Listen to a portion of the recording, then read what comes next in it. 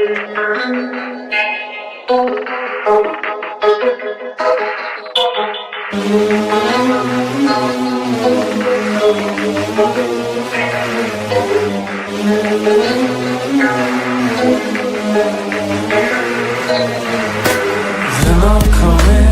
broken down and defeated, deterred, busy and confused, sleeping.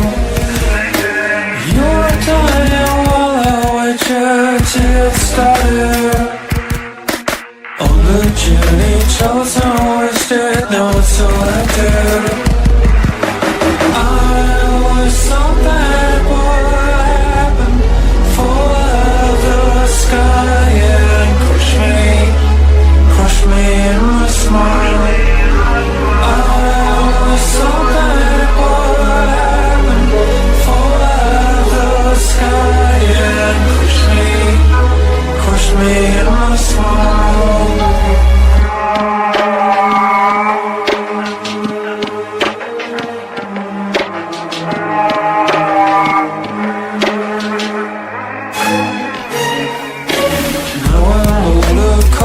Sober, sad and jaded. They're not coming, they're broken down and defeated. You are dying while I wait you to get started. You are dying while I wait you to get started. I was so bad, what happened?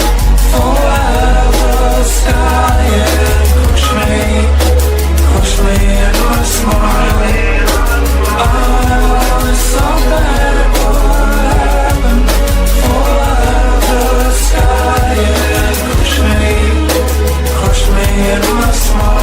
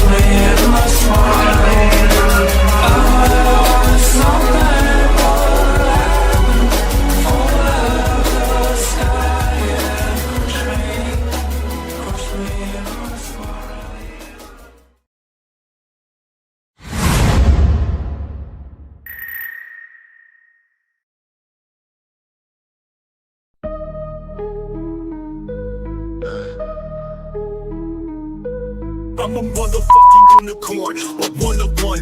The vibe being the love and light, then light and run. My karma isn't just stellar, I live by truth. Fighting evil, my scars are living proof. Protecting you from the storms with all my might. Love me, I will treat you right. You ever cross me, it's the last thing you'll ever do. With my crown of thorns, I'll wreck you. I ain't playing, yo, Ryan Hart, call me a saint. Too bad, Chris, because Bigfoot knows my name. I'm a messenger of God, with loyalty I serve, taking out all evil with his holy word. A true Knights Templar, sword in hand, slice you up, bury you in the sand. I'm a motherfucking unicorn, you'll never find anyone like me. Born in the Bronx, raised in NYC, so listen up, take heed. I float like a butterfly, sting like a bee. A true Knights Templar, sword in hand, slice you up, bury you in the sand. I'm a motherfucking unicorn, you'll never find anyone like me. Born in the Bronx, raised in NYC, so listen up, take heed. I float like a butterfly, sting like a bee.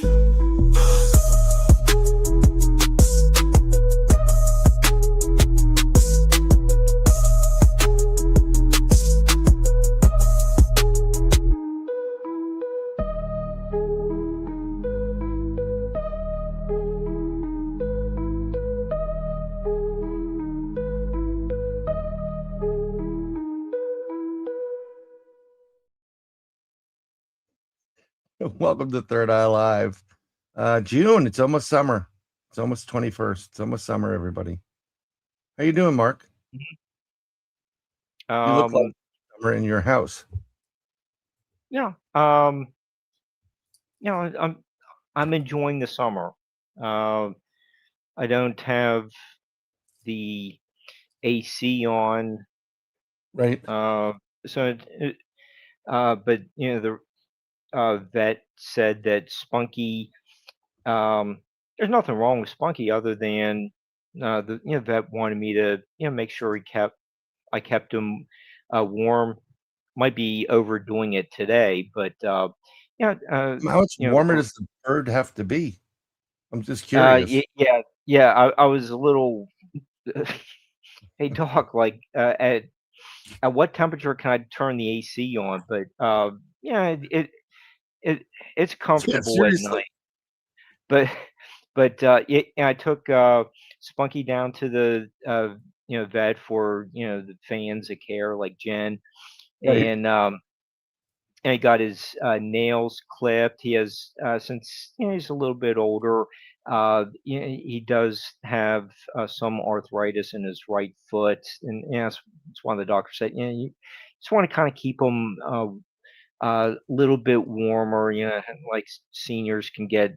If you're taking all the like blood thinners, like on the 4th of July weekend, as you're standing next to the grill, like a lot of people are like wearing sweaters. Well, it's because they're taking all the blood thinners. So that's a little update on Spunky. Everything's fine with him. It's just don't take him to Newfoundland because apparently they have a frost warning there. Oh, geez. Dude, this weather is just out of control. Hey, Daryl, I'm gonna say hi through the typing. It's just me and Mark. Yeah, Spunky is a parrot, correct? A cockatiel. A cockatiel. I don't know if we can give the cat's claw, but I just see like it gets to a certain point where how warm do you go before you add a egg yolk bath and seasoning? Sorry, Spunky. I'm gonna say it, but yeah, it's been rough. I'm glad to hear Spunky's good, and I'm sweating my whatever off. It is really, really hot down in the state of Florida. Super freaking hot. Yeah, it's probably like 87 here. The humidity is through the roof. Yeah, I mean, we were about 100 degrees today, and it's like super humidity, so it always gets fun. Hey Diane, sorry, I'm trying to keep up with both. Sometimes our stream doesn't the text don't come up as quickly as like the phone or something like that. Yeah, but we're also guys, and we can't multitask. Oh, we can, but we just don't get credit for it. Trust me, we can. If there's a woman involved, we'll multitask. Totally different multitasking. But that's a different show. That's not Third Eye Live. That's, I don't know. We were playing around with some stuff, and I was like, haunted, paranormal penthouse letters live for a network show. So this never happened. Hey, Eddie. Hey, PNW is here too. I want to thank everybody for coming into the chat. We got a great show. Our guest is great. Free your mind. It's great to see you. Yeti Audio Labs. Go subscribe to everybody here. Even if you can't watch, or you don't watch, or you don't want to watch, the numbers are important. Believe it or not, it's important. And other people are watching, but it really would help people out. And I know Yeti Audio Labs, she does a great job with music and music creation and videos and all that other fun stuff. And she's very inexpensive. She'll hook you up and she'll take care of you. And Cisco's here. And Cisco is here. Hey, Texas Cacti. I saw Cisco and Quasi Button. That's new for me, Quasi. I apologize. It's trying hard to run the show and then do what you got to do. Oh, Tyler's here. Amy Creel. She is the first mate of BMR right there. Arg. We don't really, I love pirates. I studied pirates for years prior to this. And And my third eye skull and crossbone is from something else that I created, but we'll get to it. Hey, Shelley Montgomery. I just want to do a little bit of roll call. BJ Lapierre, author, illustrator. It's great to see you too. I think it's going to be Brian's a great. here. I'm here. Brian is here. Mark is here. So Ryan Tremblay's here. Oh, right. Oh, okay. Well, he's getting things more than I'm getting things. So, but I want to thank I just have to say it because this is we have got two of them. Yeah, well, we'll do both of them. So I want to thank right now just for the Super Cougar Yeti Audio Labs. I appreciate you, love you very much, and also Stacy Morrison. It's good to see you. We'll show Stacy's now. As Super Cougar is a 56 Cougar. Yes, it is a 56 Cougar. And for those ladies, why not? Let's do the Super Cougar. I don't even know where I put my damn video. I think it's right here. Welcome to Third Eye Live and Super Cougar. Get ready for the wildest adventure. Whoa! Hear that growl? Press start to play now. And that's our Super Cougar chat. We do also have a Super Gator that we got from Yeti as well. I did a little adaptation, and we had a gator was crossing the road that I was on down here. Pretty big boy, going east to west, and so why not? I am proud to announce that the Third Eye Live Super Gator chat is open. Take it easy, little buddy. I'll get you some yum-yums for your tum-tum. Who else doesn't want yum-yums for their tum-tum? So, yeah, I've been suffering from a really, really bad eczema psoriasis breakout for a while now, but I got kind of came to a head the other night. I was not feeling well when I busted into BMR's chat just to say hi to him and Josh. I mean, my whole back of my head is on fire and inflamed. So, and I'm pretty much wiped out. Hey, Ryan Paul's here. Look at that. Good to see you, Ryan. Great guy. We're gonna get a great show going right now. You have anything else? Ryan was a Beardo guest. Yes, he is. Yes, he likes Godzilla a lot. Mm-hmm. And this is actually we're gonna have to have you come back on and go to I Dated a Pirate Once for Cisco. But yeah. I didn't date a pirate, but if I drink enough rum, I will take over the next door neighbor's house. I'll just bust out a cannon and just do it. Why not? So our guest tonight is an amazing. Thank you very much, Stacy. I do appreciate that. Amazing guy. He is a researcher and investigator, military person. Great, does a lot of stuff out into the deep woods and hiking, and he founded a Skull Springs survival school, which is, I'll tell you, folks, we're getting to the point we're going to need these. So let's welcome to our broadcast Jerry Millwood, NCI, and I mean, you pretty much go out with North Carolina Investigations, correct? Or besides yourself? NCI, yeah, by myself, some with NCI most of the time, and also Sasquatch Recon. Oh, that's pretty cool. But the two groups kind of meld together. Often it's a mix.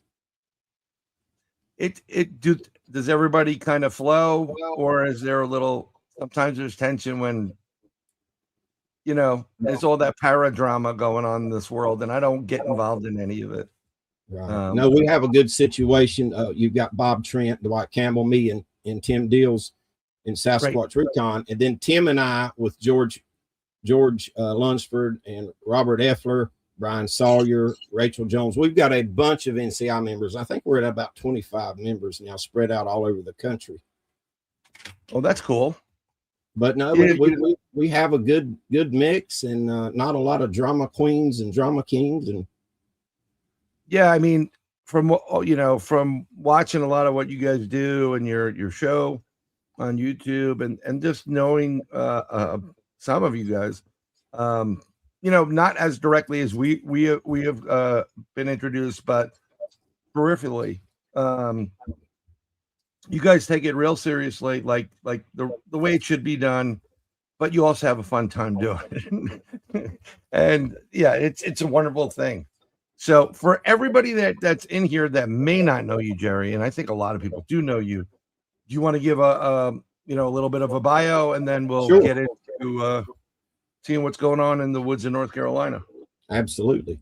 Well, I grew up in the western half of North Carolina, and son of a preacher, son of a Southern Baptist preacher. I left home when I was 18 when I joined the Army. When the United States Army did a little more than 4 years active duty, came out, stayed in the National Guard for another 9 years or so. I went to UNC Charlotte, had a career with North Carolina court system, retired from there in August of 2017. My wife's a retired cop.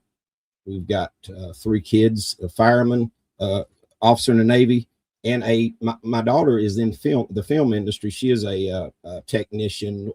I can't ever remember her title, but she does the technical stuff, that type of thing. We live comfortably here in the South Mountains. I had ancestors from here, and we wanted to go back to our roots, get away from the big city, and we found the perfect spot. And I had no idea when we moved here the things that we would wind up getting to experience. So what a great segue. What started for you and the missus and the family when you moved to back home? What was we were empty nesters when we moved here, and I hit this is heaven for somebody that loves the wilderness, because I can go in about any direction and be in deep wilderness. The first things that I noticed were tree breaks and vocalizations. And at the time, I really didn't know what to make of the tree breaks, because I was a Sasquatch fan and a believer, but I wasn't into it. And then the vocalizations, I just knew that there were things making noises in these woods, especially at night. And I had no idea what they were. I've spent a lot of time in the woods of the foothills in the mountains of North Carolina. And that was the thing that started making me think there may be something more in these woods than known wildlife.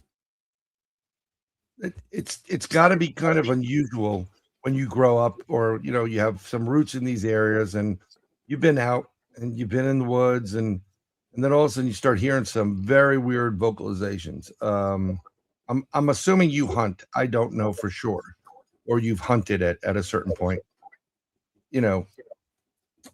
I'm just trying to figure out, like, where did you go first? Were you a Bigfoot guy, or that came later? You just started to investigate things. After I went into the military, the things I did in the military, the kind of jobs I had and so forth, I really lost my taste for hunting. It just wasn't much of a challenge to me, and nothing against anybody that hunts. I got a lot of friends that hunt, but it was mostly hiking, camping, and the deep wilderness stuff is what I've been into ever since I was a little kid. But like I say, I was just a believer. I was a fan, like everybody else my age. I'm 59, and I went to see Legend of Boggy Creek back in the 70s. So that put Bigfoot on my radar. Matter of fact, I just got an original movie poster, if you'll see, hanging up. I'm so proud of that. Yeah, I zoomed in, and as soon as I zoomed in, which I'm doing again now, The Legend of Boggy Creek. I mean, I remember when that came out. Yeah. So the grandfather of all the movies.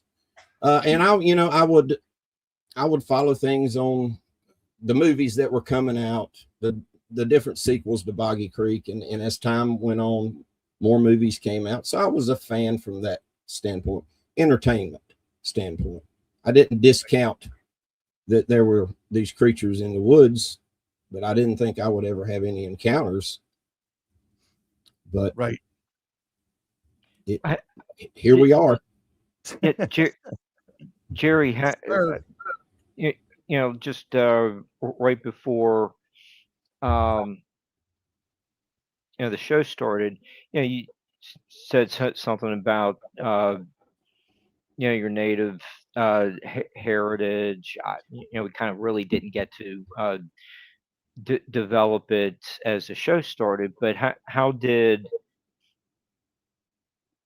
those legends and the folklore, the history, that you heard from your family go into where you are in your research today? My great grandfather was the one in the family who gave me my Cherokee blood, but he was the one that would share stories mainly about the little people, the Cherokee little people. And later in the early 2000s, a man by the name of Richard Eagle Thomas took me under his wing. He was a elderly Cherokee man, and so he's the one that taught me the most about the lore and the history and the traditions and everything of the Cherokee. But the Cherokee, and as y'all probably know, the Cherokee has a high respect for the different things in the woods that we call the mysteries and the unexplained, between the hairy man, Sulkaloo, the little people, so on and so forth. But I think that the most valuable thing that Richard Eagle Thomas taught me was going into the woods with the respect of he called it step lightly. And you have a respect, and at the time that wasn't Bigfoot wasn't on my radar, so I never really got to discuss that with him. He passed away about 8 years ago, 9 years ago, and I never got the chance to discuss that with him. But he said, go into the woods with your heart kind of blended with nature, stepping lightly, as he would call it. Right. Respecting every living thing, every plant. Try not to step on something, a frog, or just respect everything in the wilderness.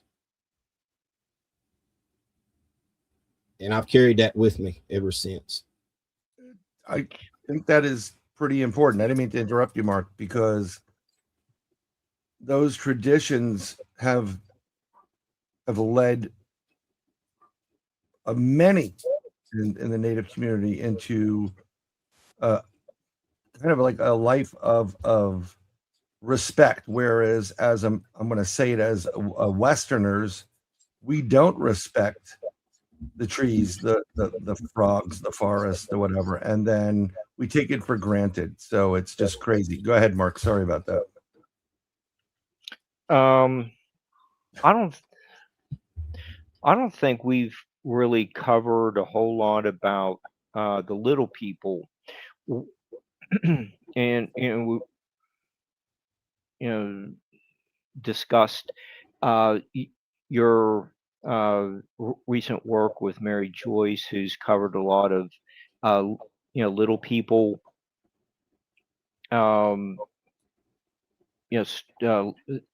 legends, and their stories from Western North Carolina. Get some of the information on that. What's that huge rock? It was kind of featured. Judacola Rock. Yeah, that's it. Thank you for correcting me. But where I was doing some research last week in Ohio, I was out by one of the mounds that kind of been extensively written about, with the little people cemetery around it. So I think Tennessee has a famous little people cemetery, the Kanawha Valley in southern West Virginia. So a lot of these 19th century researchers with credentials are reporting on them. What is the believability of a story like this? They've been reported on by museum researchers sent out?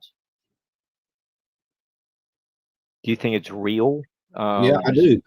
Infant, was a lot of infant mortality, but you also get people talk about they had wisdom teeth. Mm-hmm. So when you got into the little people thing, you've seen the track, correct? Right. That was my first exposure. I mean, it was just you guys were out and you're walking, and all of a sudden there's this small track. Well, a whole set of tracks. When my wife goes in the woods with me, if I can get her back in the woods, because last August she almost had her head taken off by a rock that was thrown. But we put on those water shoes and we just walk in the creek. That way she doesn't have to negotiate the foliage. Therefore, usually she can avoid spiders. But we were on one of our trips on a remote stretch of the major creek here in northwest Cleveland County. And there those tracks were. Just a whole line of them on a sandbar. They were 4 inches, a little less than 4 inches.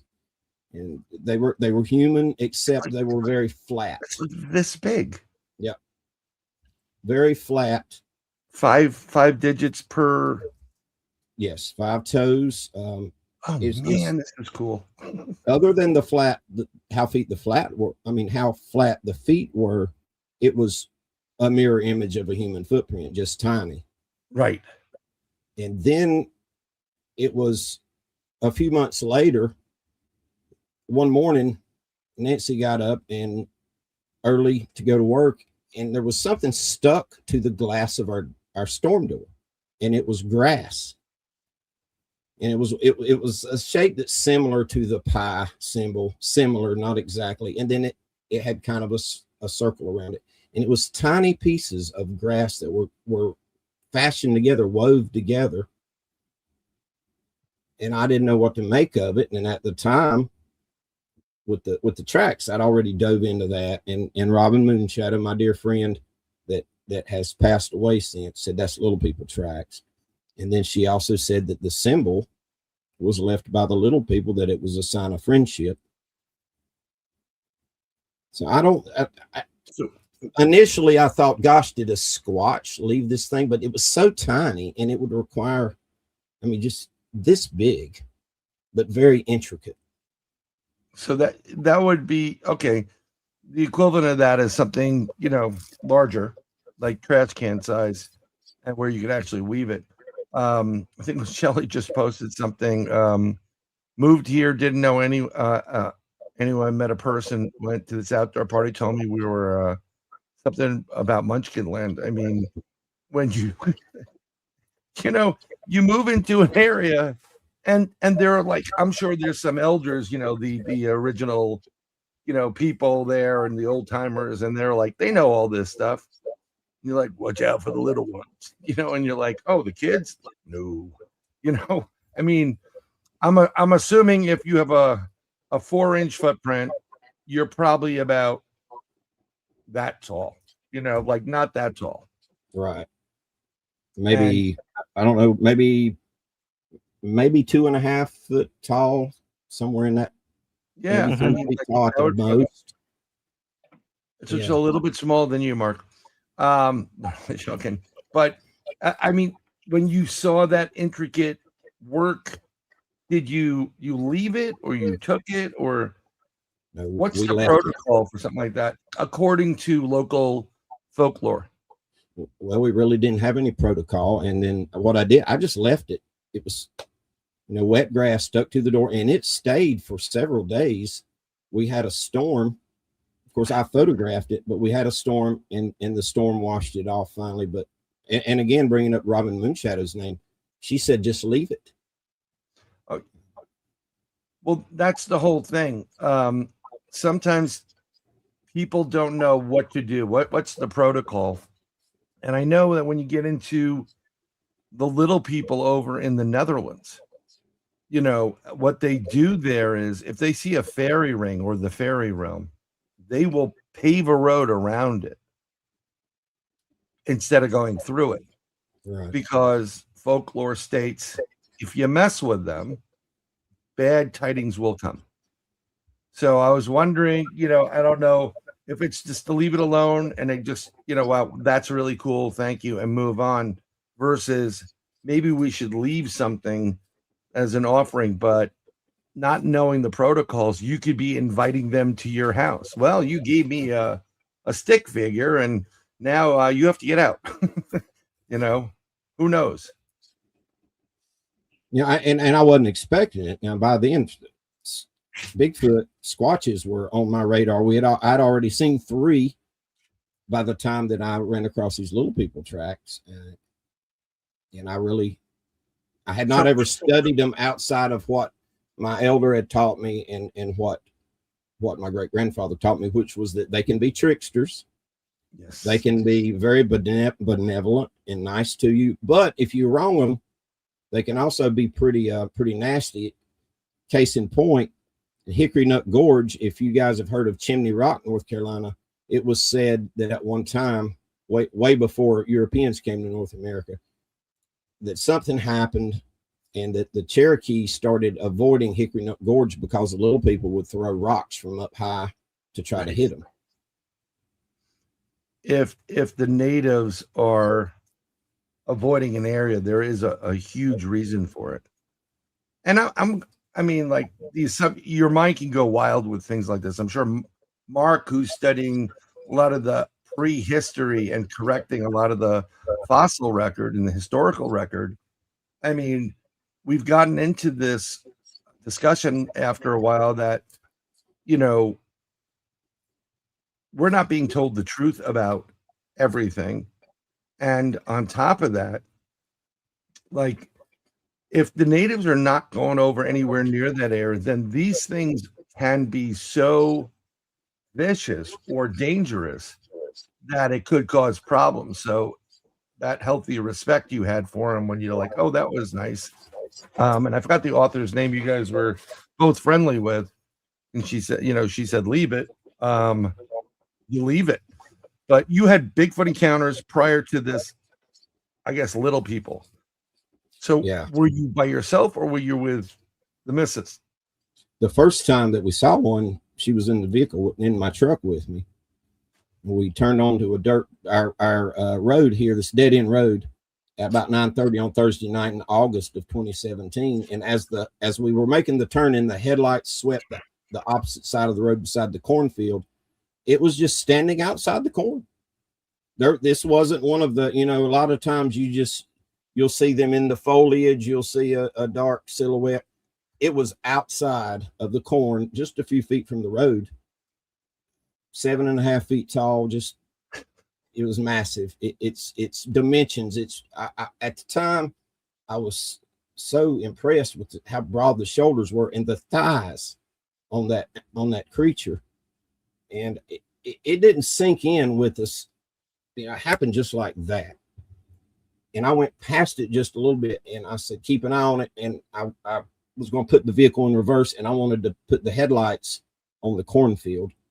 Right. And as I did so, it turned around and walked back into the corn. But you could clearly see its head and shoulders above the corn stalks. And it just walked away. When, it's kind of hard. There's so many people that don't believe that we see what we see. And even people that are standing in front, like if your wife was there and I know a couple other people, if they were in that car and they're looking directly at this creature who's standing, his head and everything's above the corn. I think they'd say, oh, that's not real. That's guy in a costume, but the awe of there it is. It's just amazing. You're I gotta be honest. It's like hitting the lottery, but without getting any money, right. Because it is rare.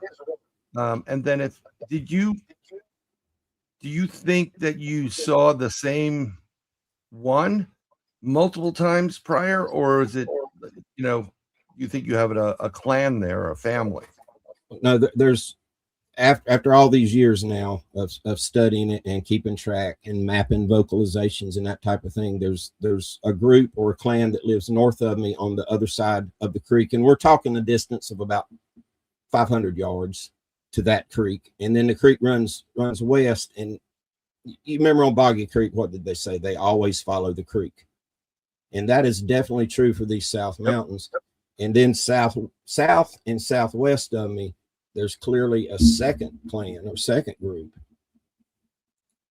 But I think I saw the one that we saw that night. I believe I saw that same one again in 2019.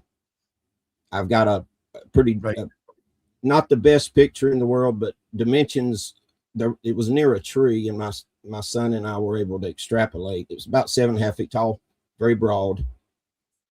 Yeah, but I saw one that was definitely not the one that I just spoke of, because it was like 5.5 feet tall.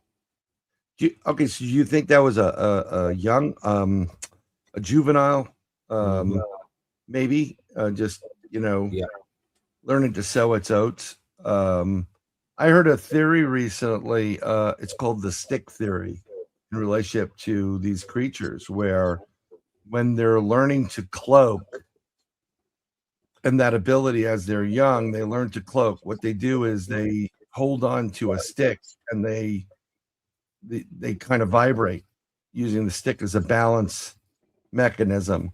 And when they finally do it, they just leave the stick pounded into the ground. I personally don't, it's an interesting theory. I don't know if that's true or false, but it's been making the rounds for the most part.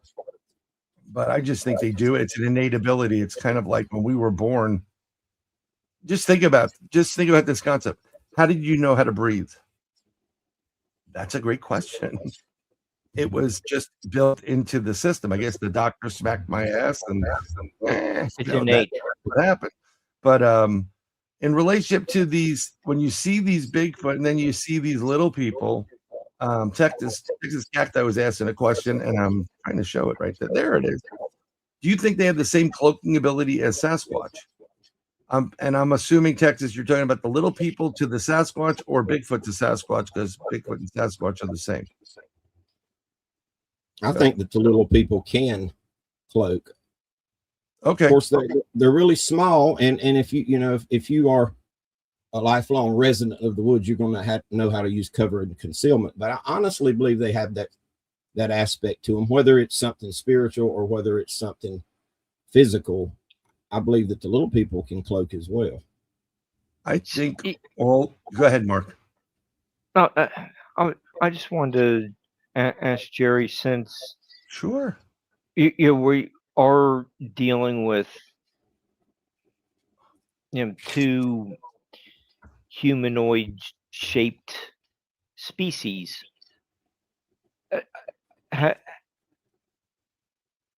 Have you heard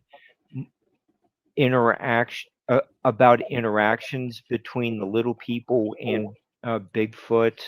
I believe Mary has covered that a little bit. That there, according to her research, that she had people talking about their observations or documentation from settlers' journal covered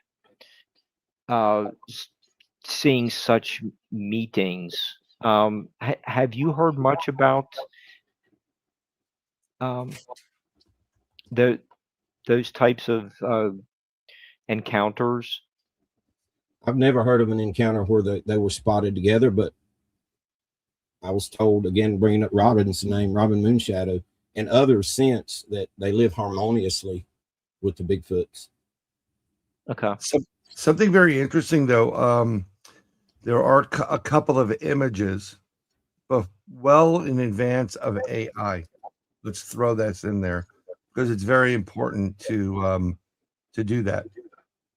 There have been a couple of dogman images with something that's on their shoulder or their back that looks like either a very small gray extraterrestrial in the face, or something along the lines of an elemental or fae, like they're steering them into a direction.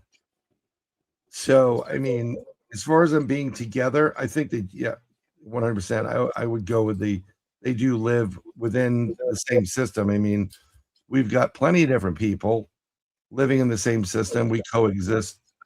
Well, we used to coexist well, but now everybody has an opinion. But some of these creatures, I believe, fall in a different realm altogether of the fae, or the, you know, Right. I got to look into the little people of, you know, the area over there. Mary's book is really good. Mary Joyce's book. I thoroughly enjoyed that book. So there you go. Cherokee Little People Are Real is the name of her book. Okay, and who is the author again, Mark? And Mary Joyce. Mary Joyce. The name sounds familiar. It's just I don't, you know, the problem. She was a Beardo guest. She was because I you know, I was on the Beards or the Beardos on the tail end of it before, you know, they decided to go on permanent hiatus, which I told him not to do. I said, listen, just take a break for a little bit. Because, you know, when you're doing metaphorically. Yeah, metaphor. I still have that audio there. What he's referencing is a guest that we had on the broadcast. I brought him on. His name was Jim out of Canada. And he was telling people to take their own lives, commit, you know, kill yourself. And Craig, who's the main principal of the show, is like, no. And I literally have a no. That is him going, no, because, you know, this guy just told you should just kill yourself. And Craig is no. And then he goes metaphorically, and I got metaphorically. 3 Beers Podcast says metaphorically. Wow. So it was a great episode, though. And then after that, I just went right into, hey, Jim, tell everybody where they can find you. And Craig did not like that. But sometimes you get guests that are people, they're out there and stuff like that, metaphorically. I had my own experience with something that was about that big. And it appeared in my bathroom, 7 stories up in the air, hovering between the sink pedestal and my shower while I was in the bathroom. It was a spark, and then all of a sudden this thing came it was like a window opened. This little head came out, looked around, saw me. I saw it. His eyes went real wide, and then he went back in and went oop. Wow. I'm going to tell you why that trips me out so much, because Brian Sawyer, who's a member of NCI, Brian's from Michigan, and Brian had a fairy encounter that is so remarkably similar to that. Matter of fact, Brian Sawyer would be a great guest for you guys one of these days. Well, we can get the whole NCI crew on, so you know, we'll get Jerry again. But yeah, no, I definitely would. Yeah, that definitely. We love having guests on. You know, Mark gets a lot of guests. If you need guests too, remember Mark Eddy Productions right above you. He knows a ton of people, and he'll get you also on other shows too. But it was my first real experience with something. I was just like, okay, I don't do drugs. I hardly ever drink because I'm always driving. You know, I had young kids. Dad pick up my boyfriend, dad take me to the mall, whatever. I'm like, I'm not drinking. It's more important to drive. So when you have an experience like that, you start thinking like, did I just see this? I know there was a flash. I know what I was looking at. It was really, really cool. It was almost like a little portal opened up, and what was very interesting is there was this bluish hue around it. That looked like, if you were playing a video game and you played and you said open a portal, that's what I would see. You see that like blue, whatever, oval or whatever it is. Speaking of which, have you guys, when you go on investigations or yourself, ever experienced something like a portal on your investigations? I believe that we see occasionally from a distance portals open here. It's a phenomenon that goes back a long way, but these are our lights. It's picture an old school flash bulb, orange colored old school flash bulb, and you will see these kind of go off in a quick succession, and I can't help but think that's what it is a portal opening. Tremendous energy release when one opens. That's my own personal theory. Now, I've seen these lights many times, but I have no proof of that. One of the things, I was looking for it right now. I can't see it. One of the things I take on an investigation constantly is this got it right here. This is a Geiger counter. It's a portable one. They're inexpensive now. They're to a point where that you can have one while you're out in the field. And the reason why I do that is there's been reports of spikes of radioactive signatures when a portal's opening. So might as well just, if you're going to carry some tools with you, that's a set it and forget it type of item. So you set it, and if it alerts above standard ground rate, radiation, at least and you're seeing that portal, there may be the correlation there. I would advise nobody go into any portals.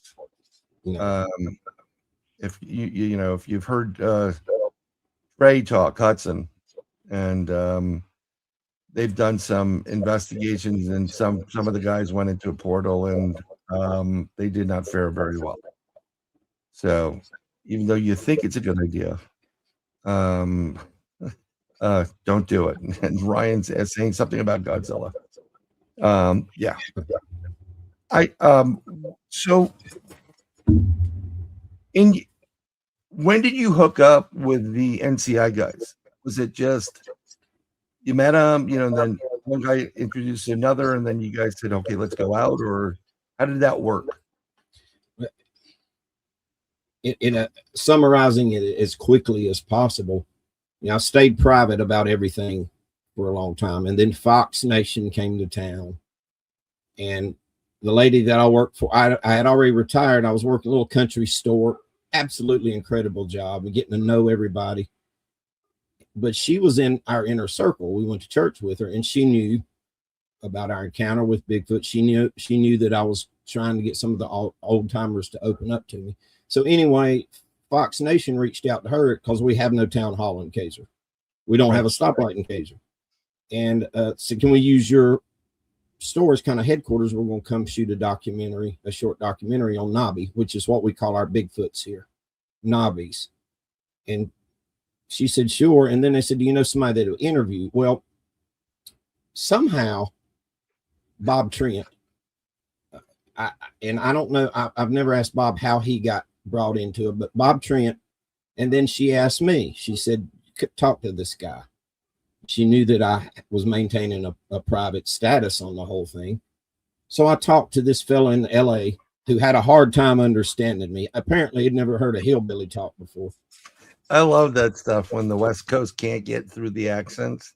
So I said, you know what? I'll do this, but you're going to have to silhouette me and disguise my voice. He said, that's no problem. They came and shot the documentary.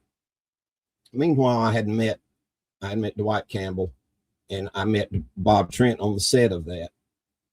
And they kind of took me under their wing. And then they introduced me to Tim Deals. And so January, that documentary came out, and they didn't disguise my voice. And it only took a few people in this area of seeing it, and all of a sudden everybody knew, hey, that preacher dude that works at the store, he was on the Nobby documentary. But people started coming to me and telling me their stories. That to get back to your original question, so fast forward a few years, and Tim Deals said, hey, we started this new NCI show and was wanting to have you as a guest. So I went on as a guest, and after the show that night, they asked me if I'd like to be a member of NCI. And I said, absolutely. This is how great relationships come about. It's literally, I love the way it worked out. I mean, you probably were pissed off they didn't disguise your voice initially, but that led you down this path, and here we are, right? Now, do you think when you are doing, did the survival school come from your experiences, or you said, you know what, this would be a pretty cool thing, a lot of people need to know this stuff, material, and they work hand in hand, like, you know, the Bigfoot investigation, survival school, there's a lot of things I would assume you can use on investigations. Oh yeah. Well, the survival school came pre me being into heavy into the Bigfoot stuff. 2015, I started organizing it and got it going, got a couple of classes filled up for the classroom portion, and things were going great. And then boom, COVID hit. So I haven't, since COVID pretty much killed everything, I have not had any other, I've not tried to have any other classes set up. I was going to try to do 3 different classes a summer, 3 different class groups a summer. And I just haven't, because I started doing my show on TikTok and also YouTube, where I'm these folks that tell me their encounters or tell me about their grandfather's encounters. I started doing that, sharing with the world their experiences. I finally started sharing our experiences candidly and openly. And that started taking up a lot of time. And then I joined NCI, was already in Sasquatch Recon. So the survival school kind of got bumped down on the priority list. But it's funny you mentioned that, because Thursday night we're doing an episode on the NCI show where we're going to talk about that aspect of how not to die in the woods, how not to get lost and wind up on Politis show, Missing 411.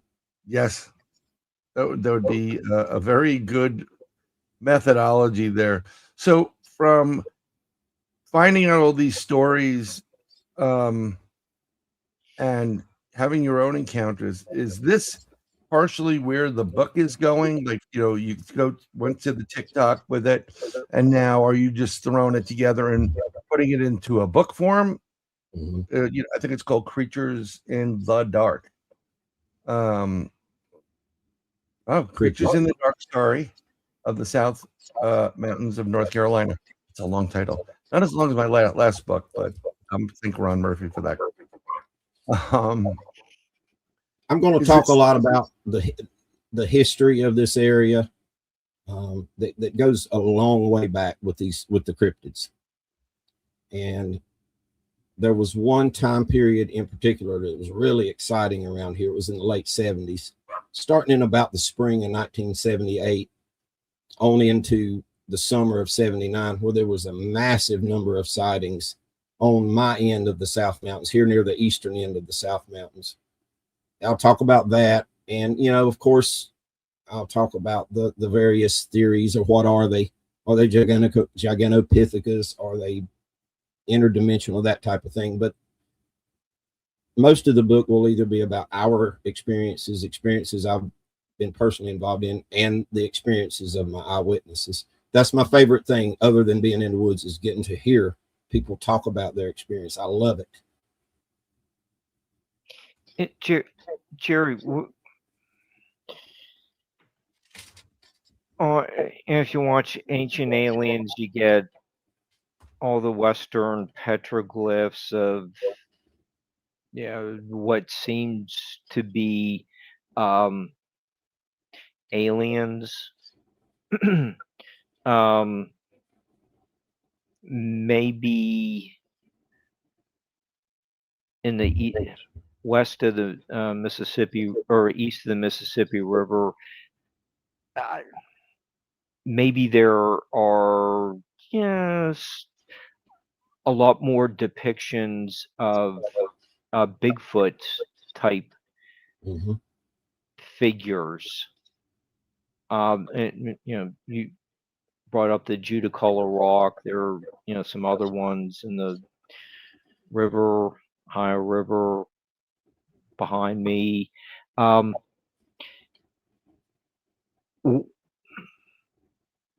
What do you think the artist was trying to what kind of meaning do you think they were conveying? Were they depicting something that they saw? Because a lot of the depictions do seem to be pretty accurate. Why are you spending that much time chiseling into a rock if it's not something that was there? Right. They saw these creatures, they saw these extraterrestrials, and they were recording it because I'm sure that they saw it as extraordinary and amazing, just like we would, but they had even less of a capacity to fully understand, especially with the ETs. Soon as you talk about petroglyphs, the first one that comes to my mind always is the Sasquatch family, the Hairy Man family, Tula River Indian Reservation in California. If you've ever seen that, if you haven't, go online and look up. I think it's called the Painted Rock area in the Tula, Tula, Indian River Reservation out in California. It's amazing. There's a daddy Sasquatch, mama Sasquatch, and a young Sasquatch. Is there a context of about when it could have been made? Is it maybe only like 300-400 years old? I've seen the numbers are kind of spread between 500 to 1,000 years. Okay. They've never really definitively tested it. As far as I know, the last time that I, looked it up to see what the latest info on it was still 500 to 1,000 years old. Yeah, that's some of the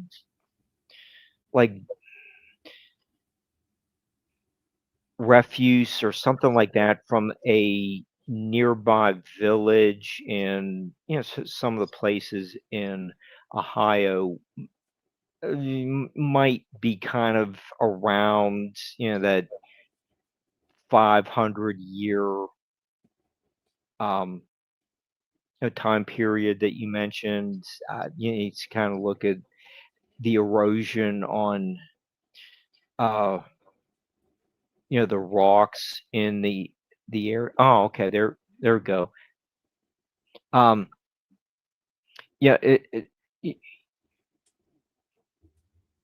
Even with that's pretty just specific. saying, you know what I mean? Yeah, it's realistic. There's the manatee petroglyph from the northern Ohio River. Seems like it's a pretty accurate depiction of a manatee.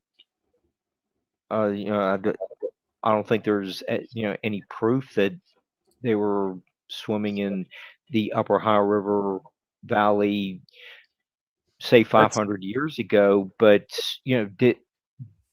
did maybe a native person have a trade mission to Florida, and they came back and they're like, well, here's what I saw, and a pretty accurate depiction. So what Brian just showed is very interesting. Yep. Maybe going back to about 500, what people saw maybe about 500 years ago. I think, Brian and I've spoken about this, little bit, is how consistent the artwork is over Over a long period of time. Yeah. The only reason I mean, I think, Jerry, you may say the same thing. The only reason why someone would sit there and carve or draw that out, besides the profound effect, is because it was so, like, what the heck is this? Which in many ways becomes, I'm going to say, proof that these things did exist and they were interacting. No one was like, in this day and age, people draw just to draw. Someone tells you, oh, you need to relax, go get a book and use markers. Like, I just remember Ozzy Osbourne from the Osbourne family just sitting there with markers and Sharon, and that kind of calmed them down. So, like, we would go through paper left and right. We're not talking paper. We're talking, it's pretty hard-handed chiseling into rock to make these formations. So something must have made a profound effect on them. And even though where Mark is out of West Virginia, and his books dealing with where West Virginia sits on the, the Ice Age map and all this other, and its importance with fauna and what have you, this is just more proof that the people that came way before us don't want to give the proper credit and proof to other people, and I just don't understand what's the benefit of, why not promote, like, yeah, we had Bigfoot in North Carolina, we have these crazy creatures in North Carolina, we have these pictographs here too. Why would we not be promoting that, especially now with ecotourism, in your state and everybody's state? I think it's the coolest thing in the world, seeing that. The mistake that you mentioned, a lot of people in modern society look back on people, ancient people, as though they were simple intellectually speaking, and they weren't. They were extremely smart. They were encyclopedic on their knowledge of plants and animals and history. History was passed down orally. So that's why I have no problem believing they made plenty of contact with extraterrestrials, plenty of contact with Bigfoot, plenty of contact with dogmen and wendigos and that type of thing. They were a practical people. And they say, well, that's, the critics will say the folklore and the legend. There, even in legends, there is a grain of truth, but these aren't legends. This is history that's been passed down through pictures. Yeah, the oral histories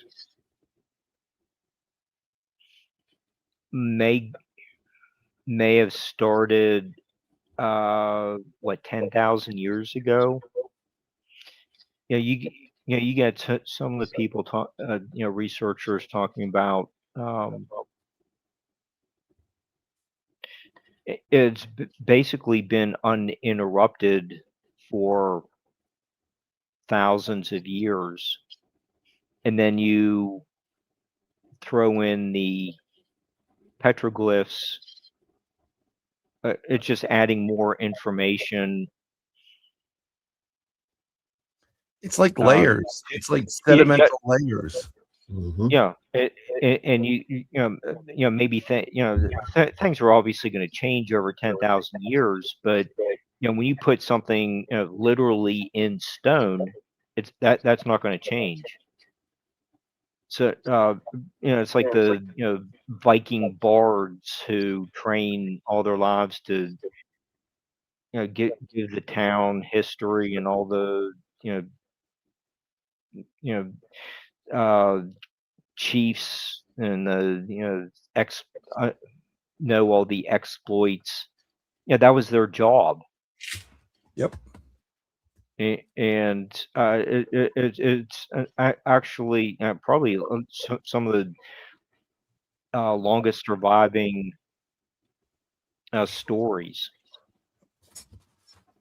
Absolutely. So when you move back into that, so you're northwestern, so you're really close to the mountain range, and it's a different type of world. Have you ever noticed I am about the South Mountains is about a give or take a 45-minute trip from the South Carolina border. Okay. We're Western North Carolina, almost close to the middle of our little corridor of the foothills. And I'm on the south side of the South Mountains. It's a different type of people when when you get to certain ends of states, and I've learned this not because Mark Eddy's a West Virginian, but I do know other people that live along the Appalachians, and Ron. The real people move inward. They're not at the sea. Right. And in general, they don't mix well with the city folk. And they don't want to mix well with the city folk. Now, the problem here we have in this world, and I don't think you would, if you're going and asking people for stories and their information and you're reaching out to them, that's what I do. But a lot of people, they wouldn't go up to that old guy in town, he's the crazy old guy, leave him alone. Well, he's only crazy old guy because no one damn talks to him.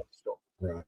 And you don't respect him. But I bet you if you ask that crazy old guy, I bet you've seen a lot of stuff in this town. You ever see a Bigfoot? And he would tell you, like, right off the bat, he would just start reeling off stuff. Boom, boom, boom. So, like, when you're coming out of a military you did your 4 years, you're doing the National Guard.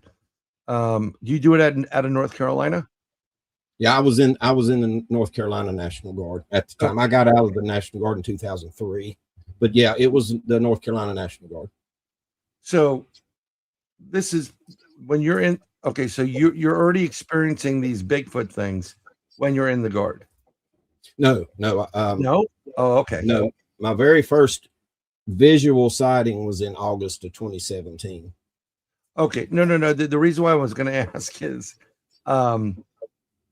because I got buddies that have been in military. They were in the reserves. They got out or whatever. But some of the stories that were told, and there's always a storyteller in the platoon, one or two of them. But some of the stuff that they would talk about back home, you weren't sure if they were making it up or it actually happened. And that's why I was going with that. I didn't know if, maybe people don't want to believe what we do in that situation. They don't want to believe it. So other than North Carolina, and you were investigating, I met you in Alabama. So, you do travel out of the state. Yes. I just want to reference something that is interesting. Were you following the information coming out of Northeast Ohio with those Bigfoots when it was the recent information? Yeah, I didn't follow it as closely as I wanted. But most of what I saw was when my various friends would send me, clips from YouTube or TikTok or Facebook or whatever. And it doesn't surprise me because Ohio has been a hot spot forever. Ohio is one of the weirdest states in the entire union. I think there are more ghost hunters and investigators per capita than any other state. There's a lot of people in Ohio that are just, I don't know what it is. My grandfather came out of Ohio. Well, came from Russia. Then they grew up in Ohio and stuff like that. But no, the reason I was going to ask is those creatures were walking publicly. They were boogieing. Do you think they, and then thereafter there was an astronomical event, a meteor that exploded in that area. Do you think that they were aware somehow that was coming and they were like, no, we got to bug out? I think that's very possible, because there's no reason they can't track events in the celestial sphere. The woods are their domain, nature is their domain, and all ancient peoples, and I think Sasquatches are included in the category of knowing the night sky and knowing when there's an anomaly. They've got thousands and thousands and thousands and tens of thousands of years of handed down knowledge and experience and stories. So they could have known that something was getting ready to happen. Yeah, I mean, I was flesh and blood for a while, and then I had an encounter, and then everything changed. And yeah, I think some people call it the woo. So are you part of? Do you believe that they are flesh and blood? Do you believe that there can be flesh and blood, but they could also do this? I mean, where is after all this research you've been doing for a while, where are you finding yourself? Or do you find yourself sometimes, because I was doing this, going back and forth, like, well, this is right. And then, but this is right. Like you can't kind of get a common ground type of thing. I started out flesh and blood strictly. Yep. The second one that I saw, and that was just for just a few seconds, and I got a decent picture of it, but there was something weird about the picture. And I showed it to Mike Smith when I went to Land Between the Lakes. And Mike is a super knowledgeable guy, especially on the LBL stuff. And he said, you're looking at a creature that is either just coming out of a portal, or is just cloaking or getting ready to cloak or go into a portal, because there was this strange ring of kind of a almost like it had a ring. What do you call a ring light? Because it was a circle. Yeah, it was appeared totally in the picture. I didn't really, it happened so quick, and I didn't notice the light at the time, but I got the picture. One picture, gone, and it was that strange ring of light. And he was the first one. He looked at it and he said, that thing is doing something spiritual or supernatural, or you're talking something happening up in the realm of quantum physics or quantum mechanics. And I'd never thought of that before. That did a lot. I'm not afraid to say that I believe in the woo stuff. I believe they're flesh and blood, but I think they're spiritual. I think that they have gifts and skills and talents that we don't have, extra senses and extra abilities, the infrasound, the ability to cloak, who knows, the connection, being able to come and go from portals. Right. But I'm not flesh and blood, strictly flesh and blood anymore. I've moved way past that. Was it an experience that you had that forced you? Was it that portal thing that forced you into like, it's plausible, so I can be where I want to be with it? It was a little bit of a progression. I started watching The Secrets of Skinwalker Ranch, and I love to read. And I said, gosh, I got to get some books. And I read the accounts of a guy who was in the Army, and he's special operations, and he was hired by Bigelow back when Robert Bigelow owned it, to be a security guard out there. And his book blew me away. And then, there's the account of two of the scientists that was working during the Bigelow era that saw the portal open and saw a Bigfoot, there's no other way of saying it. It was a Bigfoot type of creature step out of the portal, kind of look around and walk out toward the woods. And, these are scientists. I've said those guys have absolutely no imagination sometimes. And I believed that story when I heard it. And then the other things that go along with Skinwalker Ranch. So that started some things going, some wheels turning in my head, and different experiences here. there's a old cemetery on my property, and the majority of the close in encounters has been in that area. There's a connection between these old graveyards and these creatures, whether it be Sasquatch, dogmen. There is no doubt a connection. And the whole thing just woven together says there's far more to this than just a physical creature that lives in the woods like a bear or a rabbit or another animal. It's interesting you mentioned the graveyard on your property. Do you think that the encounters happening there could be these creatures remembering, or the people that passed away that are buried there in some way had a relationship with these creatures or helped them in some way? Like, like you saved my life, and that's where they're paying their respects, because there's a lot of rumor and talk that Bigfoot take care of their dead. Mm-hmm. They bury them. They check, they praise their previous generations. Do you think that could be possible? I think it could. And there's an interesting question, because this graveyard is so old. All of the graves are marked just by stones, flat stones that are stuck in, were stuck in the ground. And there's one grave that has a big stone marking it, huge. I'm talking about 4 foot high. But there's no markings, no engravings or anything on any of the tomb markers. And this is on your property. That live yes.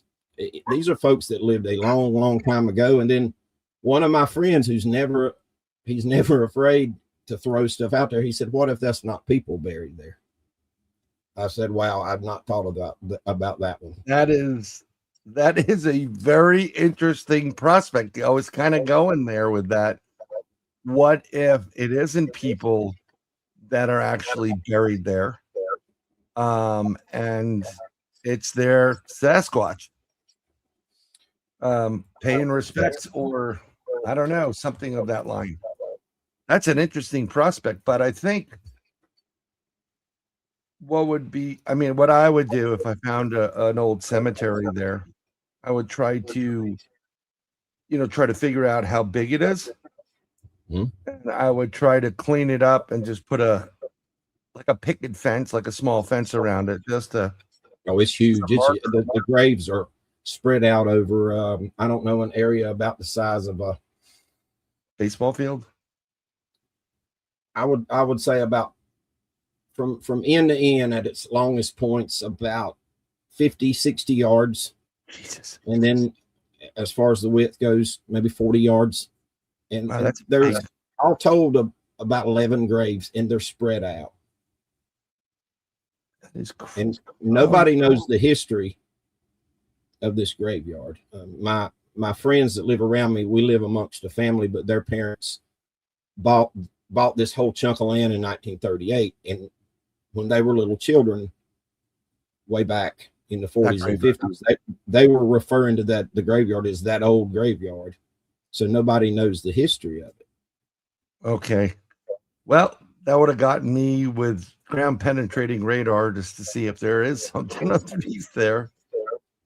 I had that thought, and I even as far as talking to reaching out and talking about the possibility of maybe getting Western Carolina or App State or somebody to. But if I did that, I'm going to upset the old timers. The one thing you don't want, if I wanted to burn my bridges with all the friendships that I made, people that are like my family, bring in the academics from the university. Oh yeah, no. Here's my problem with what you. That's an interesting way to get stuff done, but it's also an interesting way, like you said, to burn bridges, because that could be a huge problem for you and your wife if they discover something so monumental that this is now state property. Right. So sometimes it's better leave it left alone and do some research. But it kind of would be kind of cool to see if, like, who's buried there. Lewis and Clark. I'm dying to know. I'm dying to know. Lewis and Clark are there. Well, It's who the hell killing went me. out? You know, well, I think maybe psychic mediums coming out and just giving their, walking the property and getting their 2 cents, with what's going on there. That may work. Yeah, I would be really comfortable with that because, I can bring folks in small groups of friends, and my adopted family that lives around me, they're not going to have a problem with that. So I would, that's something I would like to do. I don't know any psychic mediums that are close to me. Of course, I know some out in the periphery. We have, we have Tracy Jones up in Pennsylvania that's connected with NCI. Right. I would think this is super duper duper old. This is like, it could be Knights Templars buried there. And yes, I do believe Knights Templars were here and nothing there was stuff up there in Oak Island. Good luck with that. But now it was taken out, and you just have the Kinston Ruin Stone. You have Scott Walter in different places. He just found the green jar in upstate New York. I can tell you this. I spent plenty of time in my life, about 12 years of my life in northwestern Connecticut. That's where I actually had my first Bigfoot encounter and UFO. But I was so young that I didn't even think it was a Bigfoot. I wasn't thinking Bigfoot, That's later on in life. And I found rocks up there that there's petroglyphs on them. But when, the problem is, like, I would have preserved it and I would have kept it. And I told the owners, because we were very friendly, I said, you want to get rid of that big rock there. There's a petroglyph on that rock. It's, someone's putting something into stone, as Mark said earlier. It's important. It's, when your mom tells you something, it's not a suggestion. It's important, when you're, I'm sure when your wife was telling the kids and like letting them know, like, if you start that crap again, you're going to have a problem. Right. It's important. So they just didn't care. Oh, that would cost blah, blah, blah money. We'll just leave it there. And they left it there. And then they sold the camp and a new owner bought it. And then they painted over on top of the rock. And I'm just sitting there going, hemorrhaging. But I'm with you. I would love to know who's buried there, or how many generations it goes back. I'm going to say it goes. It at the youngest, it was first quarter of the 1800s. It can even go, possibly. That could be, or older. Right. This is. Go ahead, Mark. Yeah, Jerry, do you find that today's youth are trying to preserve or revive a lot of this history, or half of them don't care? Is it larger percentage who just doesn't want to be bothered with the past? It's all about me now. I think that gosh, this is going to sound so judgmental, but I'm going to say it. I think that the interest in anything, especially with the Native Americans, is going to be very superficial. What can I find on the internet? You guys familiar with the Foxfire books? Yeah, that sounds familiar. Yeah, the Foxfire books, when college students went into the mountains of Western North Carolina, Eastern Tennessee, actually they went all over the place, and they started going and talking with the people that still knew how to do things the old ways, and they made a whole bunch. I don't have the whole set, but they spent a copious amount of time recording and preserving the history, to include of the Cherokee Indians.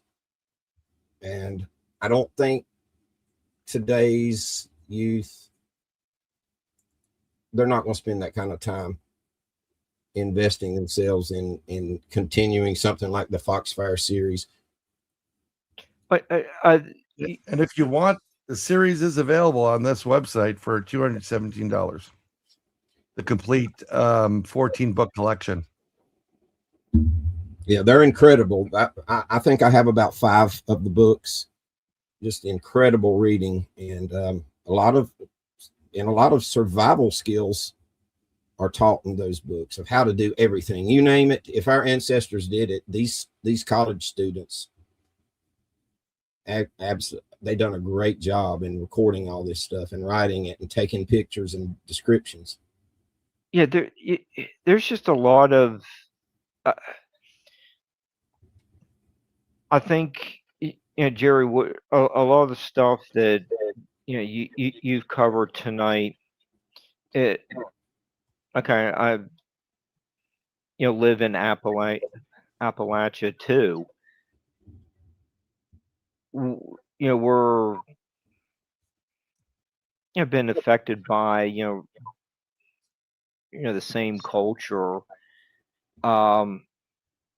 A lot of colleges have done a terrific job of preserving maybe some of the Irish folk songs that came here and were modified in over time. It was a little bit Americanized, but you could trace the original song back to, like there might be a reference to Dublin or something like that. But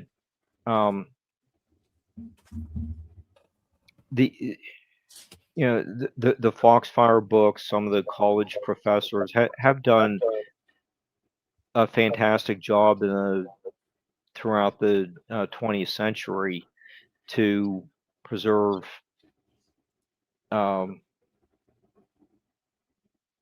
Appalachian folklore, and I don't know how prevalent it is now, and maybe Brian and I have had guests who when they've spoken about Mothman, that might be like the linchpin of today's Appalachian studies. Pretty much. I mean, I've stated this before. I try to teach my kids are not out of the house. They're one's younger than the other, but one's in college, one's in high school. And when I deal with my kids, yes, I'm a papa bear, whatever. But I've always tried to teach my kids like life. When they're like, when I say something and they go, "Dad, will that hurt my feelings?" I'm literally say, "Fuck your feelings." It's not that I don't love you. It's just get over yourself. No one's going to care about your feelings. So if you don't know how to absorb certain things, you're going to have a hard time in life. And my youngest is more aware than my oldest in college. But I try to teach them certain ways. Like, I'll give you an example of the past and the present. I think when they were younger, myself and their mom and two other families, we went to the Amish country. That was a trip during like a break session from school. And we go to an Amish house that's run by a Mennonite woman. She's giving you the tour. The difference between the Amish and the Mennonites have cell phones. Mm-hmm. Now, one of my friends, the two of my friends, they got married to each other. One of them is Amish. And I discovered they were Amish. Well, she was Amish and her sister is always sitting in a bar going, "Wait a minute, you're Amish? Don't you think you shouldn't be here?" And they were like, "No, we're no longer," they left the sect. So, but as they're going through the house, they shoot this woman with like, you know what this is, and I would go, that's boom, boom, boom, boom. You know what this is, and that's boom, boom, boom, boom. You know, and I'm hitting on everything because they paid attention to what my grandmother was saying. The problem today is, folks, we don't have families. Right. And when you don't have families, you don't have history. My grandmother's, I remember this. I asked my grandmother, what did your father do, you know, to make money? And she said he sold notions. And I was like, he sold ideas? Because that's what a notion is. And she laughed. She goes, no. And he was basically selling silk, ribbon, bows, pantyhose, that type of stuff. And people were making dresses and whatever. So he probably did very well for himself or around the time. So when I'm in the Amish house and I'm going boom, boom, boom, and I have everybody looking at me, and to the point where they're very perplexed at how I know everything. And again, the Mennonite woman goes, excuse me, may I ask you, are you ex-Amish? And I said, no. She's like, how do you know all this? Because they think it's, you know, there's blinders on. Well, my grandmother told me about it. My grandmother showed me these things. I've seen these things in person. The kids today don't take an interest in what like you're doing. I don't know if your kids don't do it as much, but they're having kids and it gets hectic. But if we lose these old ways, we're not going to know who's in that graveyard. We're not going to know how, if the power goes out, no more computers, folks. What are you going to do to survive? Well, you want to go to Jerry's school first, right? Like promote your school at this point, survival school. But you want to learn how to survive. You need certain literature that's not electronic on hand, like these books, like you were saying. You know, the Fox or Foxfire. You know, a couple of my friends said a couple of the best things is a survival search and SEER school. Did you ever go SEER through school? Survival, evasion, resistance, escape. Yeah, he goes. There's a manual for it. There's another manual by the CIA that does this. There's another manual for this. He goes, you can go in right now. Well, we used to have Army Navy stores. We don't have them anymore. You know, I love those places. And you'd be able to buy them, keep them, read them. They'll tell you about medical procedures in the wild. They'll tell you how to build things. They'll tell you how to check if the water is good or not. Right.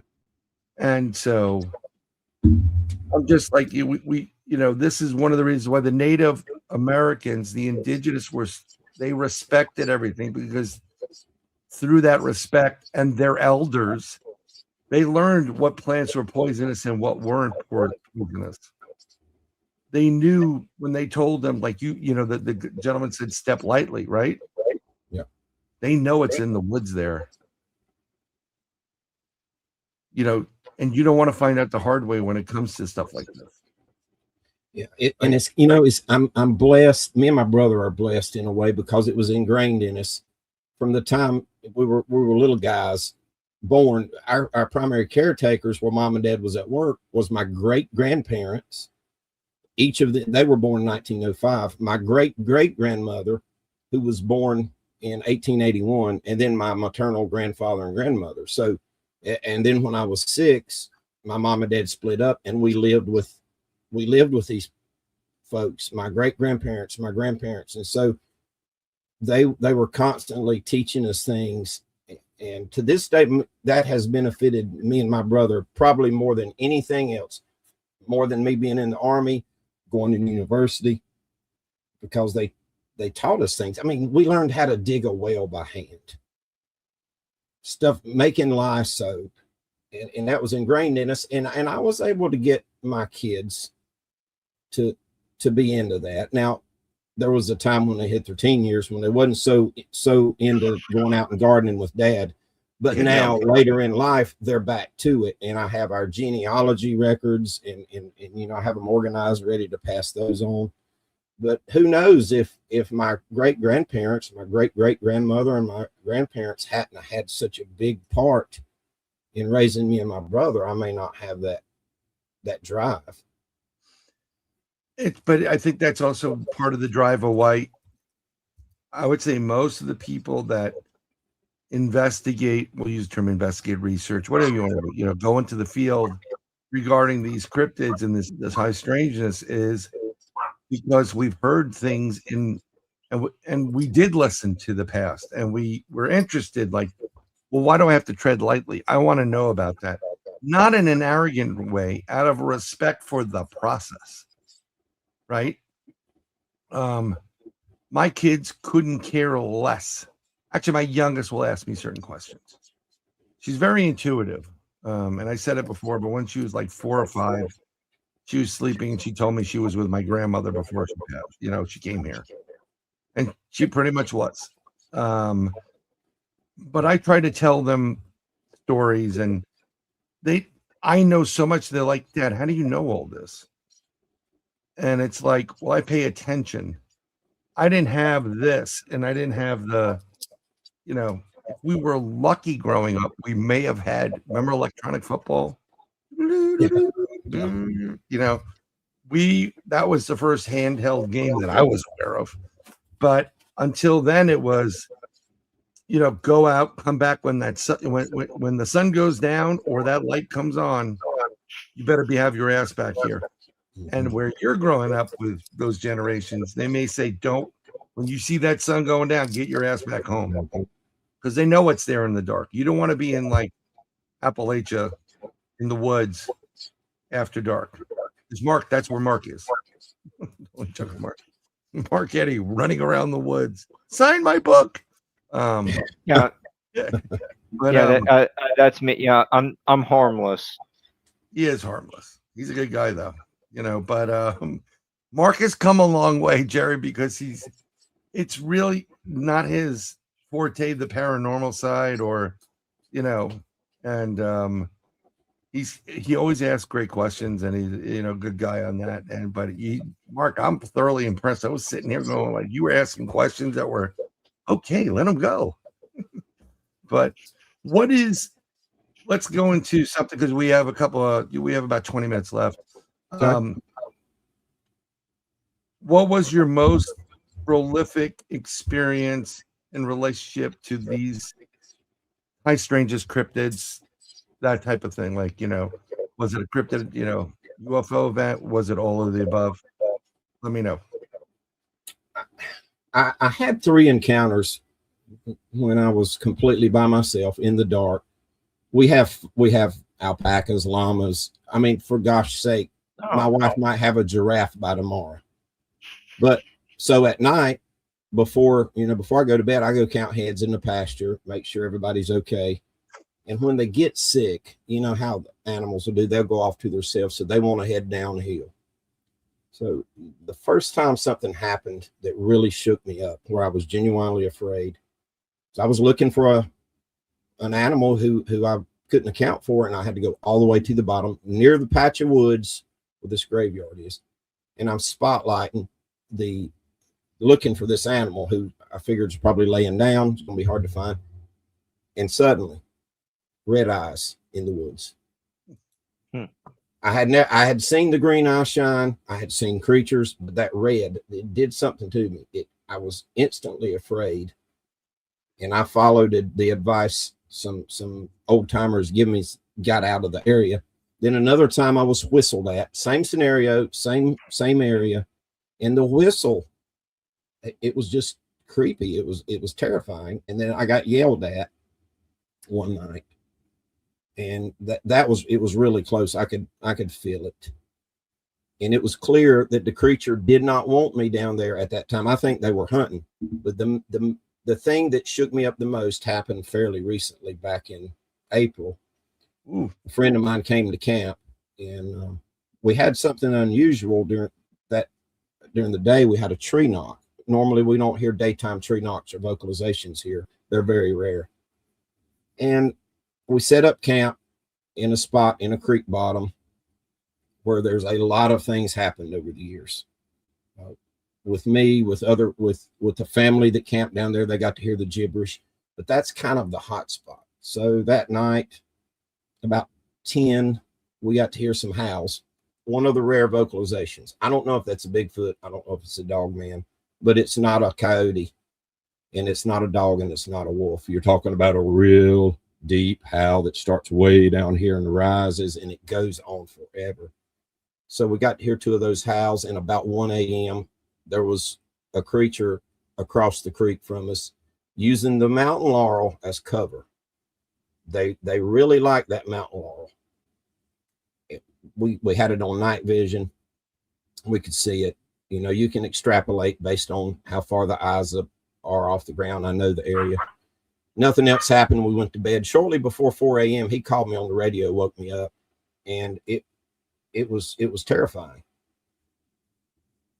The noises, just the thing, the eruption. And he said, "Hey, do you have any problem with us just getting out of here?" I said, "No, I don't," because I had that feeling. If my advice is the advice that I've been given, if you're uncomfortable, if you've got this bad feeling, get out of the area. Amen. It was aggression. It was anger. I had never felt that before on a sustained level. So I said, grab your backpack with your essentials. We'll throw it in the truck because there's an old logging road down there, a wagon road. And just as I came out of my tent, we was headed to the truck right behind where my tent was set up. You hear this. Oh, man. And it was an angry sound.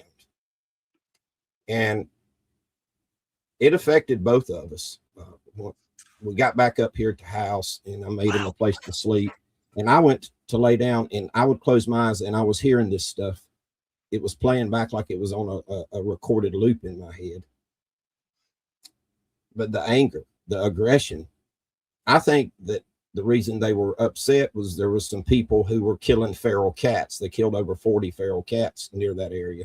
And I think that indiscriminate killing, I think that made the creatures angry. At the bare minimum, you had all these feral cats. What a snack if you're a Sasquatch. You got Exactly. 40, 50 feral cats running around. They snatch one of them, or they could have been upset just because these animals were being killed. And they were a problem. They were killing songbirds. They were killing black snakes, that type of thing. But still yet. Yeah. There was a reason. All of a sudden, after all this time of being here, you know, just been yelled at a couple times. It was a quick instant of feeling like you're not welcome. But I can't say I felt anger or aggression, but it was clearly get out. But this time was different. Yeah, Jerry, that goes back to what you were saying towards the opening of the show is, you know, Bigfoot, the little people really, you know, they're all interconnected, and you know, we were, you know, talking about with the indiscriminate killing of some of the feral cats. They might have been responding to other creatures. Yeah. So, you know, it's just a separate story from, you know, what you were talking about Something, 90 minutes ago. yeah. Something interesting is, you know, whether it was meant for you or not meant for you, and you took it as for you, because when you heard that sound, that would get my attention. That was the closest sound to me I had ever heard, ever. And we're talking 15 feet into the, just a few feet into the darkness, and we were gone. Me and my friend, we got in that truck and we made haste. You're like, we're out, boys. Let's go. Yeah, And the people that say, "Oh gosh, what wasn't you armed?" I'm going to tell the whole world this. You get into a situation where you're in an area where there are a lot of these creatures. You may get a shot at one of them, but you're going to wind up on missing 411. Yep. Because where there's one, there's always more. And that night there was clearly more. It's amazing. Well, I noticed it. I think they all have more than one with them.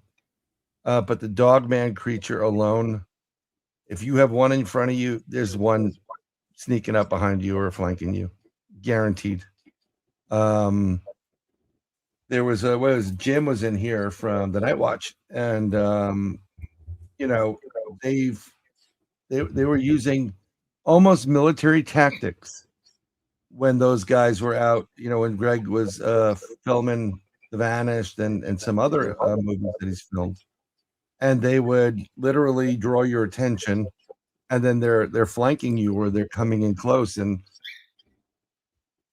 yeah, you get that growl and something says "get the hell out" in your stomach or your mind. That's your first gut instinct. You need to leave, and anybody that's going to stay there is an idiot, in my opinion. Go. They're telling you it's time for you to go home. We were in the LBL back in November, and we went out with Martin Groves and the whole crew, and Greg and everybody, and Mike Smith went with us, who's the local. He knows the LBL like the back of his hand. But we were out there on the old dirt road near where Martin had his first encounter with him and his hunting partner. And Mike's just talking matter of factly, and he says, "Well, now if we see one in front of us, don't get radar lock on it, because there's going to be one coming up behind us." And I thought, dear God. Yep. It's 100%. It's going to happen. Yeah, kid you not. In that situation, you know, where you were, there's a lot of acreage that it can travel to get behind you. There are the situations where if they can't get directly behind you, sandwich you in, they come from the left or the right. Been there, done that. And it's happened. And we're you know, you see it, and you got the one drawing your attention, and while you're so focused here with blinders, you got that one coming in. And a couple of times I said, nope, stop. You know when they're drawing you in, you know, like that whistling. That's weird when you get into the Appalachians and that whole area and the mountain people, and whistling's not a good thing. No, and I believe that we do have some dogmen in the South Mountains area. I think they're far less prevalent than the Bigfoot.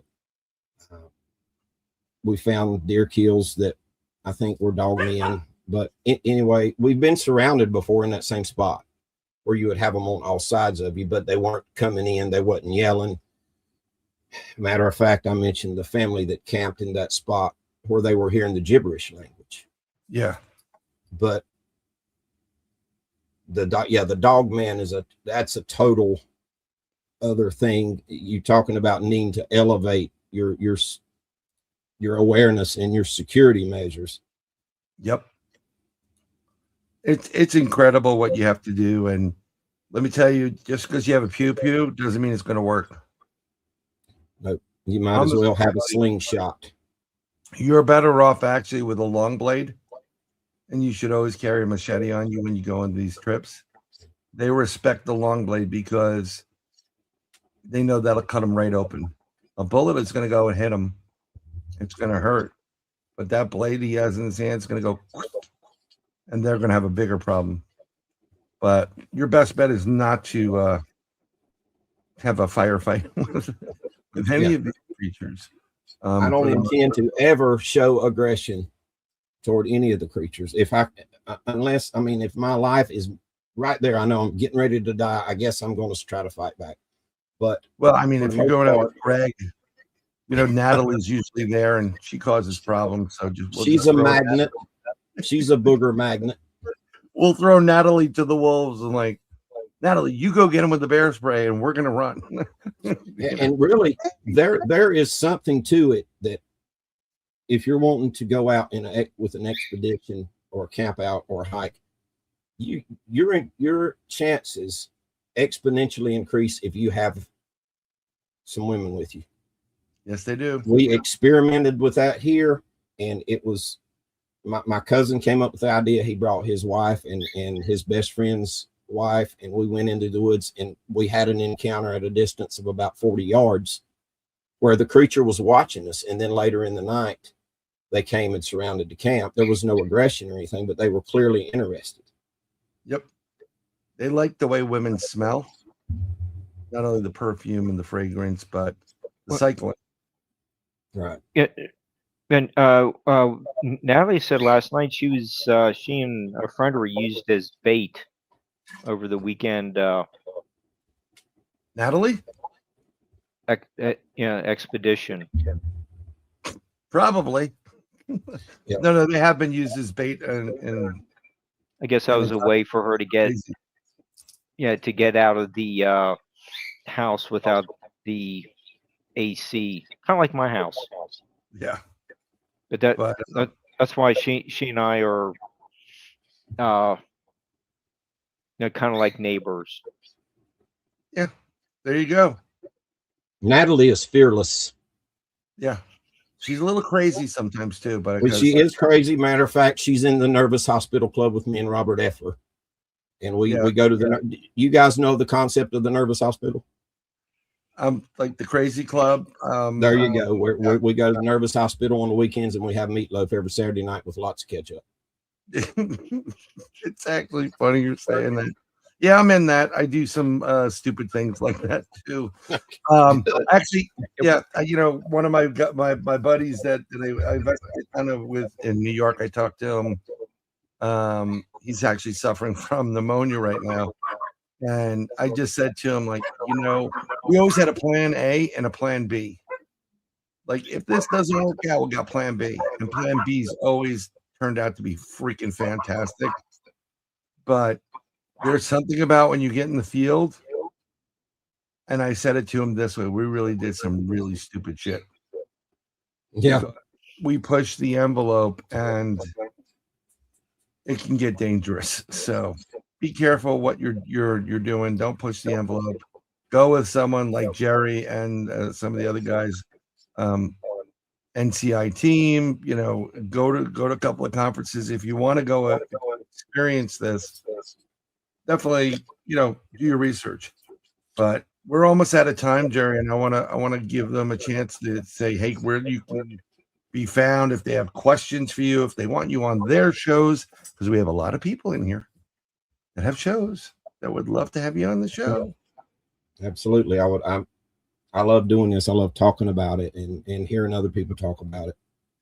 Yep. Because we're going to learn from each other. Yes. You can get me. Oh, I'm sorry. Go ahead. No. I was going to say final thoughts and contact. That would be easier. My final thoughts is this. Certainly, we've talked about safety and security measures.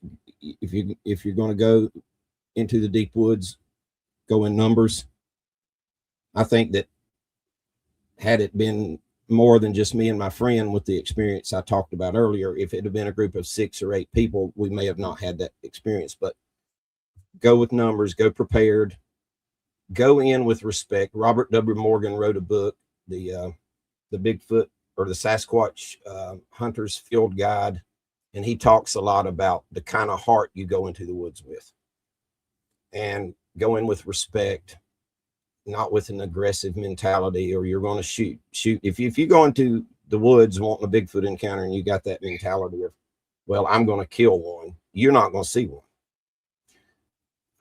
So don't just go diving into the woods by yourself because you suddenly gain an interest in Bigfoot. Get educated, start talking to folks, get in with a group. A lot of groups love to take folks in. That's how group took me in. But I love to hear people's experiences. I love to have experiences. That's summates my interest in this. I don't care anything about proving anything to anybody or finding a dead body. If I do, I'm probably going to bury it. Yep. Contact information. You can find me on Facebook, Jerry Millwood. I'm still accepting friends. I don't know when they'll make me quit. But if I see somebody's into Bigfoot or Dogman or boogers or paranormal, hey, I'm going to hit the confirm button. I have my own personal show. It's on YouTube under Rebels Dark Tales.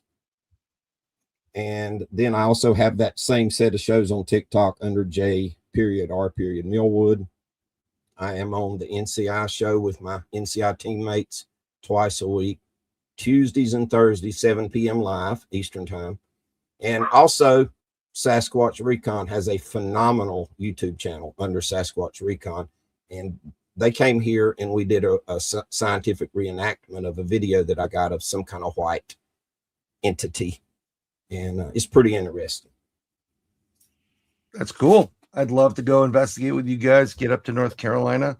Actually, so this is perfect segue, folks. I got to travel next week, the 16th and the 17th and the 18th. So on the 17th, I made it to a pre-record because Mark Eddy is doing something. And you have a business yes thing, and you'll be out of town. Do you have your pimp hand? No. Before. Fortunately, it's more of a good thing. That's a good thing. I may have to get my pimp hand out tomorrow. Oh, well. Have fun. Hoes got to eat too, Eddie. That's what I said. That's right. But I'm praying my vehicle's been acting, squirrely. So if Jerry or Mark get a phone call from me, I'm stuck in the state of some state of mind.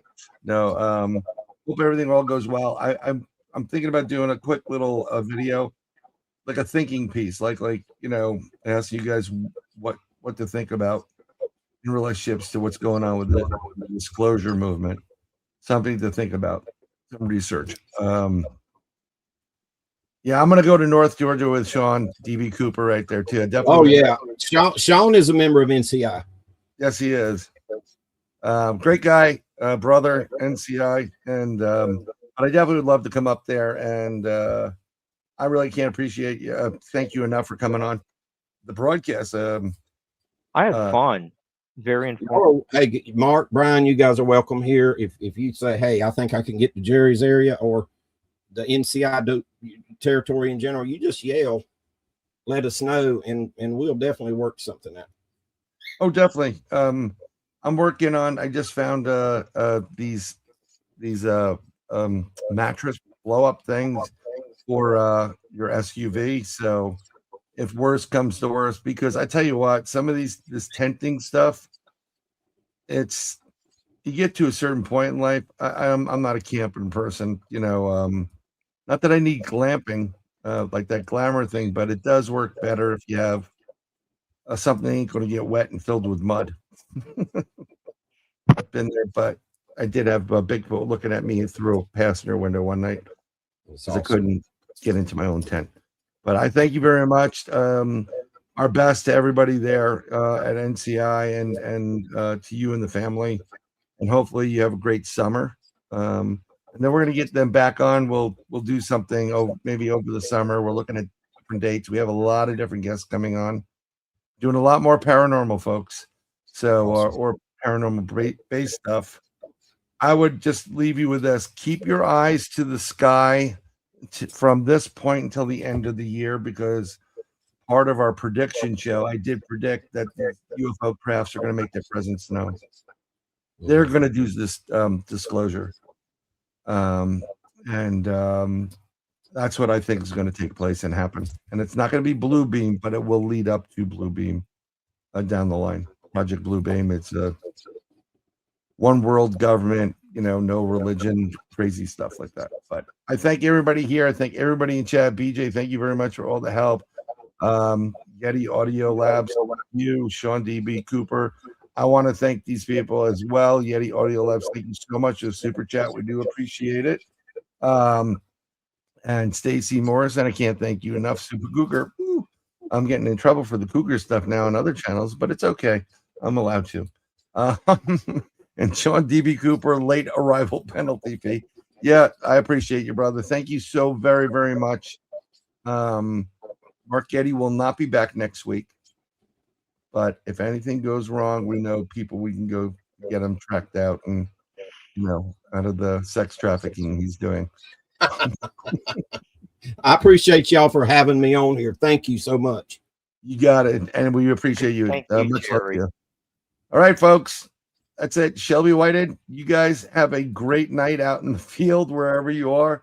I got to introduce you to, about the half-inch wrench crew, just before we go. I'm going to introduce you to Shelby and Adam Whitehead. They're the half-inch wrench crew. They're out of the Midwest, but they're going to look like they're going to come east. Great guys investigating Bigfoot and all that other stuff. It would be really interesting. I'm trying to put together teams where like you guys go out there for a little bit and then they come to your location a little bit. Everybody films whatever.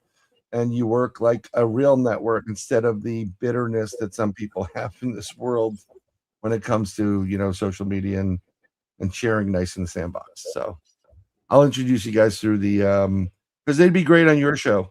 They got great stories and you'd be great on their show. Awesome.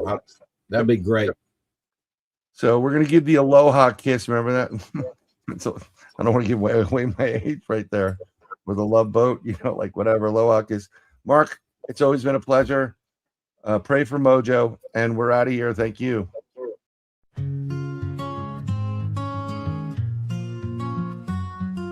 You, it's always been you.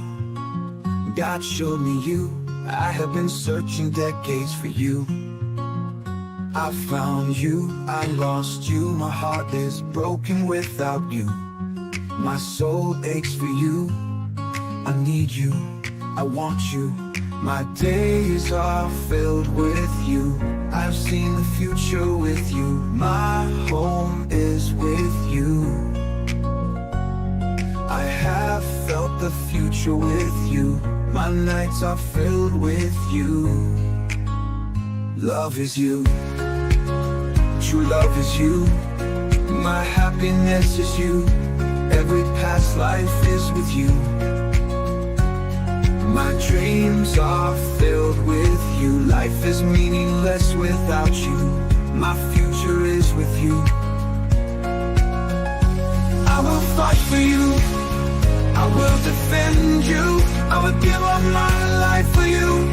Whatever it takes for you. Nothing else matters but you. I love you. I love you. I love you. God showed me you. I have been searching decades for you. I found you, I lost you. My heart is broken without you. My soul aches for you. I need you, I want you. My days are filled with you. I have seen the future with you. My home is with you. I have felt the future with you. My nights are filled with you. Love is you, true love is you. Love is you, true love is you. My happiness is you. Every past life is with you. My dreams are filled with you. Life is meaningless without you. My future is with you. I will fight for you. I will defend you. I would give up my life for you. Whatever it takes for you. Nothing else matters but you. I love you. I love you. Life is meaningless without you. My future is with you.